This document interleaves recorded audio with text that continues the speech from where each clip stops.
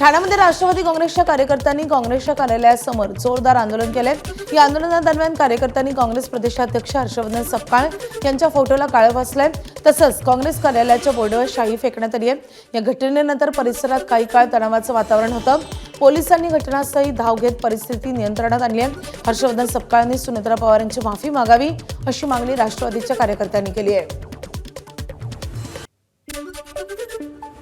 हर्षवर्धन सपकाळना आमचं आव्हान आहे राष्ट्रवादी युवक काँग्रेसतर्फे की त्यांनी कृपया करून कुठेही रस्त्यावरती फिरू नका, नाहीतर जिथे दिसतील तिथे त्यांना मारू, काळं फासू, जेवढं मारता येईल तेवढं मारू। त्यांनी आमच्या वहिनींवरती आरोप केलेले आहेत, वहिनींवरती फालतू कमेंट केलेली आहे। त्यामुळे हर्षवर्धन सपकाळांना जाहीर आव्हान करतो, रस्त्यावरती कुठेही फिरू नका, नाहीतर कुत्र्यासारखे मारून काढू तुम्हाला। त्या ताई आहेत, हे आमची भगिनी आहे, आमच्या माता आहेत, आमच्या माते समान आहेत आणि त्यांच्यामध्ये त्यांनी वक्तव्य करणं ते चुकीचं आहे।